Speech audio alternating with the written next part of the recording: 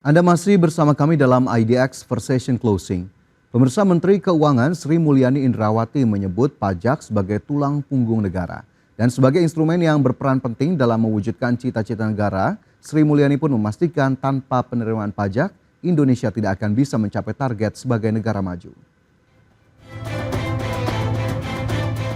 Menteri Keuangan Sri Mulyani Indrawati mengungkapkan pesan penting terkait peran pajak bagi keberlangsungan bangsa dan negara. Sri Mulyani menyebut pajak sebagai tulang punggung sekaligus instrumen yang sangat penting bagi bangsa dan negara untuk mewujudkan cita-cita.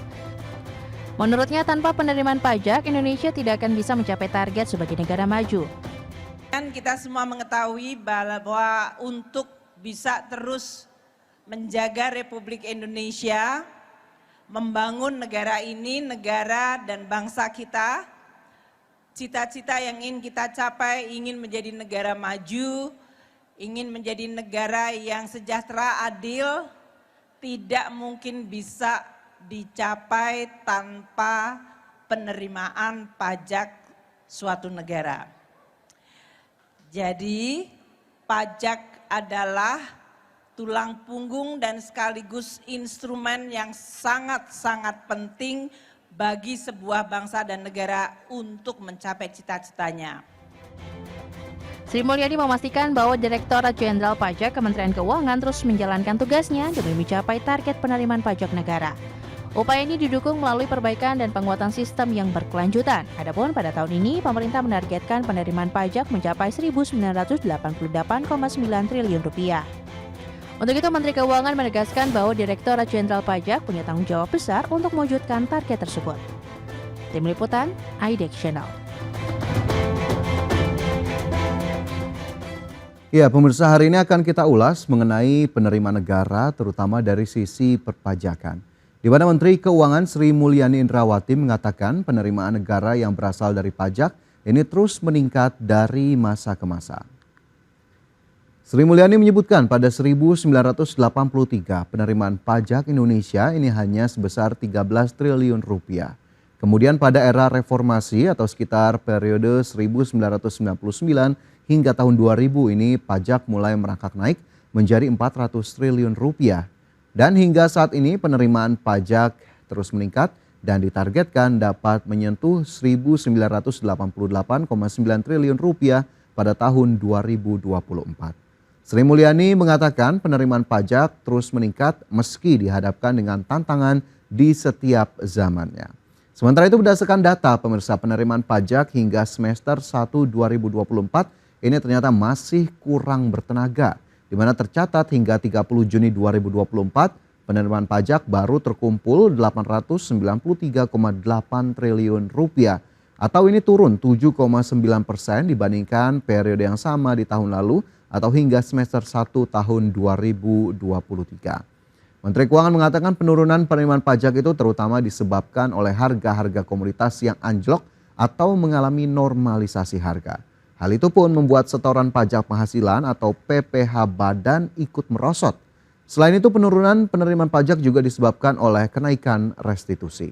Adapun prognosis pemerintah hingga akhir tahun 2024 ini menunjukkan pajak hanya akan mencapai 1.921,9 triliun rupiah atau 66,9 triliun lebih rendah dari target, dan dengan kata lain target pajak di 1.988 triliun tadi berpotensi tidak tercapai. Meski prognosis menyebut penerimaan negara dari pajak akan lebih rendah dari target yang telah ditetapkan, tapi ternyata Direktorat Jenderal Pajak tetap menyatakan optimistis bahwa penerimaan pajak akan tetap mencapai target yang telah ditetapkan sebelumnya. Seperti apa optimisme dari Direktorat Jenderal Pajak Kementerian Keuangan? Berikut kita simak informasinya. Direktur Jenderal Pajak Kementerian Keuangan Suryo Utomo optimistis dapat mencapai target penerimaan pajak pada tahun 2024 sebesar Rp1.988,9 triliun. Suryo Utomo menyatakan bahwa Direktorat Jenderal Pajak akan terus berupaya untuk mencapai target tersebut. Dirjen Pajak mengakui tidak mudah untuk mencapai target penerimaan pajak di tahun ini, mengingat ada sejumlah tantangan yang dihadapi, diantaranya penurunan harga komoditas. Sementara itu, untuk mendukung upaya pencapaian target penerimaan pajak, Direktorat Jenderal Pajak juga terus melakukan berbagai perbaikan terutama dari sisi internal. Kami melihat kondisi ekonomi betul-betul luar biasa. Tantangan betul-betul ada di hadapan kita, harga komoditas betul-betul turun jauh dari yang sebelumnya. Tapi tadi seperti yang saya sampaikan, 1989 bukan suatu target yang mustahil untuk dicapai, insya Allah kita akan jalankan. Oleh karena itu kami menggunakan tagline Hari Pajak yang hari ini kita kumpul bersama, tetap tegar melangkah, walaupun tantangan ataupun hambatan menghambar di depan kita.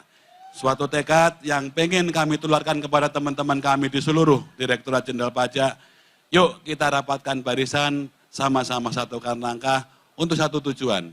Perbaikan, perubahan, dan ujungnya adalah penerimaan negara yang lebih baik.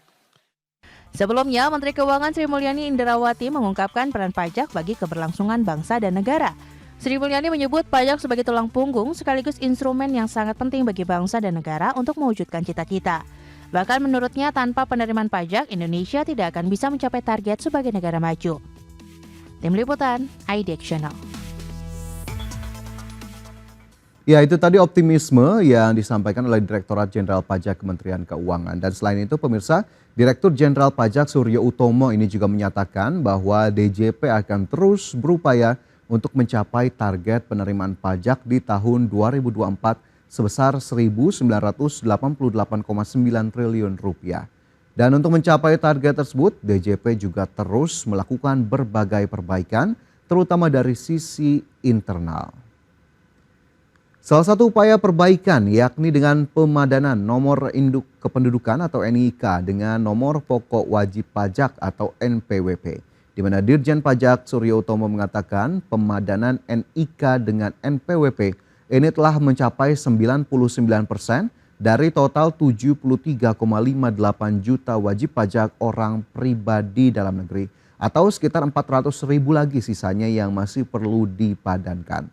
Dan juga selanjutnya pemirsa, beberapa aplikasi layanan perpajakan ini juga dinyatakan oleh Direktur Jenderal Pajak sudah dapat dimanfaatkan dengan menggunakan 16 digit NIK dan ditargetkan seluruh wajib pajak dapat memanfaatkan semua aplikasi dari layanan administrasi perpajakan menggunakan 16 digit NIK pada Agustus mendatang. Adapun sebelumnya Direktorat Jenderal Pajak ini mengungkapkan ada 7 layanan administrasi yang sudah bisa diakses menggunakan NIK mulai 1 Juli 2024. 7 layanan administrasi tersebut diantaranya pendaftaran wajib pajak atau e-registration, akun profil wajib pajak pada laman DJP online, informasi konfirmasi status wajib pajak, penerbitan bukti potong dan pelaporan surat pemberitahuan masa pajak penghasilan pasal 2126, penerbitan bukti potong dan pelaporan SPT masa PPh unifikasi, pengajuan keberatan atau e-objection. Ya, selain menggunakan NIK dan NPWP 16 digit, layanan tersebut juga bisa diakses dengan nomor identitas tempat kegiatan usaha. Sementara itu pemirsa, sebelumnya Menko Bidang Kemaritiman dan Investasi Luhut Binsar Panjaitan ini mengajukan solusi untuk mendongkrak penerimaan negara terutama dari sisi perpajakan. Lantas apa sajakah solusi yang ditawarkan oleh Luhut Binsar Panjaitan? Berikut kita simak informasinya. Seiring dengan upaya pemerintah mengejar target penerimaan negara tahun 2024, Menko Bidang Kemaritiman dan Investasi Luhut Binsar Panjaitan mengungkapkan adanya penurunan penerimaan negara dari sisi perpajakan. Penurunan penerimaan pajak disebut Luhut karena adanya inefisiensi di berbagai sektor. Untuk itu Luhut pun menawarkan sejumlah solusi untuk meningkatkan penerimaan pajak, salah satunya dengan menerapkan digitalisasi di semua sektor. Kan kita semua secara bertahap kita digitalisasi ya. Dari Simbara itu dengan batu bara, kemudian nikel, juga sekarang timah, kemudian juga kelapa sawit. Itu kan semua penerimaan negara yang banyak potensi yang belum kita ambil. Masa ada sampai sekian banyak perusahaan misalnya di kelapa sawit NPWP-nya aja nggak punya. Kalau NPWP nggak punya kan terus PPh badan semua juga kan nggak ditagih. Nah ini yang sekarang kita mau bereskan. Makanya GovTech itu menjadi isu pemerintah. Saya pikir kita nggak boleh bergantung pada harga komoditas saja. Efisiensi itu menjadi sangat penting. Berbasis elektronik tadi, GovTech itu, Simbara yang saya jelaskan tadi. Saya sih optimis tuh angka akan bisa naik banyak. Kemudian masalah penggunaan. Dalam upaya menekan inefisiensi, Menko Luhut menekankan pentingnya digitalisasi di berbagai sektor seperti yang sudah diterapkan, yakni digitalisasi sektor mineral dengan penerapan sistem informasi pengelolaan batubara antara kementerian dan lembaga atau Simbara. Selain itu, dalam penerimaan negara, Luhut menyebut pemerintah belum mengoptimalkan penerimaan dari sektor-sektor potensial seperti sawit, nikel, timah, dan sektor lainnya. Ia juga menyinggung banyaknya perusahaan yang belum memiliki NPWP, sehingga negara tidak bisa menagih PPh badan kepada perusahaan-perusahaan tersebut. Tim Liputan, IDEX Channel. Ya, masih seputar penerimaan negara, terutama perpajakan, pemirsa, di mana Menteri Keuangan Sri Mulyani Indrawati ini memperingatkan kinerja penerimaan negara dari pajak maupun bea dan cukai pada akhir tahun 2024 berpotensi tidak akan mencapai target anggaran pendapatan dan belanja negara 2024. Sementara itu, pengamat menilai langkah pemerintah semakin terbatas untuk mengejar target pendapatan negara dari perpajakan yang telah dipatok ini sebesar 1.988,9 triliun rupiah di sepanjang tahun 2024 ini. Pengamat pajak dari Center for Indonesia Taxation Analysis, Fajri Akbar, ini menyebut bahwa peningkatan restitusi menjadi alasan utama dari pelemahan kinerja penerimaan perpajakan.